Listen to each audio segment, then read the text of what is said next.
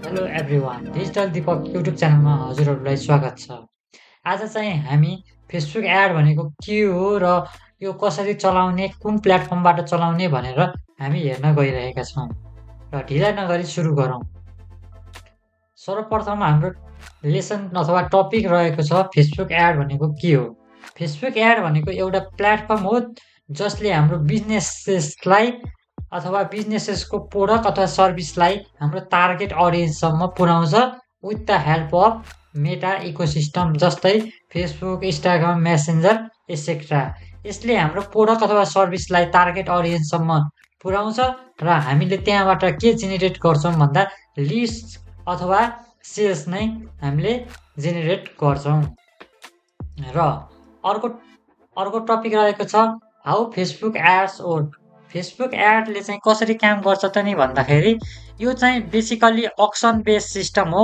Auction based system भनेको के हो भन्दाखेरि तपाईँको बिड एमाउन्ट कति छ, एड क्वालिटी के छ, अडियन्सको रिलेभेन्स कस्तो छ, त्यही आधारमा फेसबुकले रिचहरू पुर्याउँछ र क्वालिटी लिड्स अथवा सेल्स चाहिँ गर्नेछ।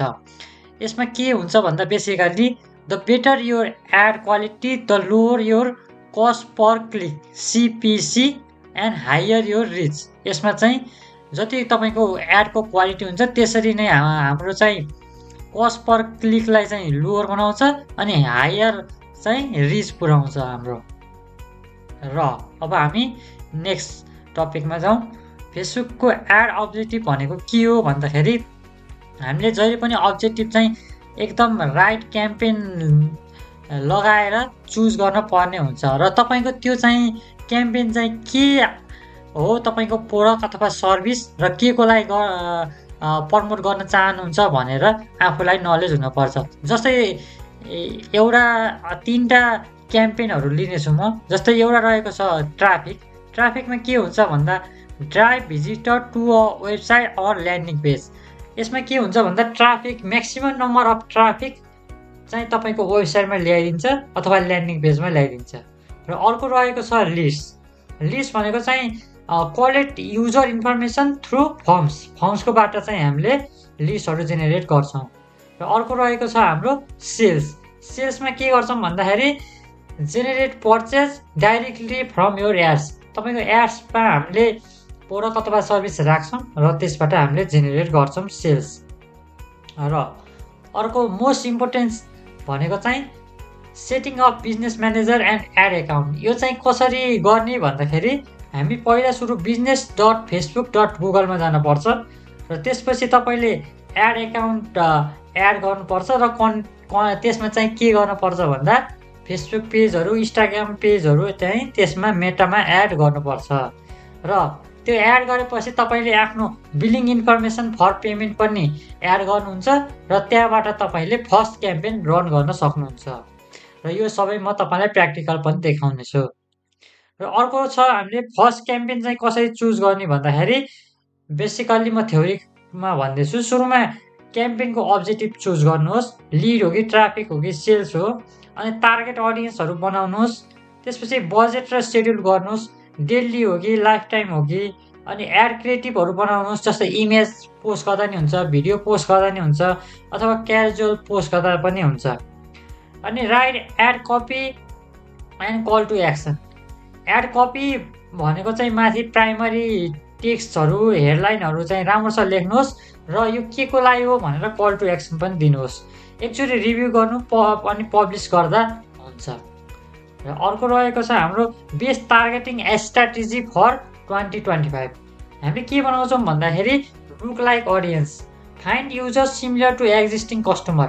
जस्तै कुनै कस्टमर छ हाम्रो जो चाहिँ बारम्बार तपाईँको वेबसाइटमा आउँछ तर पर्चेस गर्दैन र त्यस्तै व्यक्तिहरूलाई चाहिँ हामीले नर्चर गर्छौँ र त्यो नर्चर गरेपछि लुक लाइक अडियन्सहरू त्यस्तै खाले अडियन्सहरू बनाउनेछौँ सिमिलर क्याटेगोरीका। अनि रिटार्गेटिङ एड पनि गर्न सक्छौँ। यसमा के गरिन्छ भन्दा एड्सहरू चाहिँ जो चाहिँ धेरै इन्गेजिङ छ अनि तपाईँको बिजनेसहरूमा उनीहरूमा फेरि रिटार्गेट लगाइदिन्छौँ। अनि इन्ट्रेस्टिङ बेस्ड टार्गेट पनि गर्न सक्छौँ हामीले। जो युजर चाहिँ तपाईँ त्यो हबिज अथवा बिहेभियर अथवा डेमोग्राफिकमा इन्ट्रेस्टेडहरू छन् तिनीहरूलाई पनि हामीले ल्याउन सकिन्छ। अनि एआई पावर बोट टार्गेटिङ यो चाहिँ फेसबुकले अप्टिमाइज गरेको हुन्छ। यो चाहिँ भन्दाखेरि हामीले आफै म्यानुअली नै गर्छौँ। र यति भइसकेपछि म तपाईँहरूलाई आफ्नो फेसबुक पेजमा जानुहोस्। फेसबुक पेजमा गएर यता हाम्रो के हुन्छ भन्दा एड म्यानेजर भन्ने हुन्छ, यसमा क्लिक गर्नुहोस्।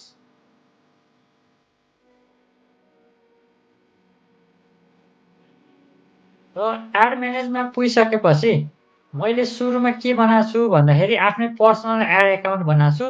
र यसमा तपाईँले सिम्पली के गर्दा हुन्छ भन्दाखेरि तपाईँले खास सुरुमा नयाँ क्रिएट अ बिजनेस पोर्टफोलियोमा क्लिक गरेर एउटा बिजनेस बनाउनुहोस् तपाईँले बिजनेस पोर्टफोलियो।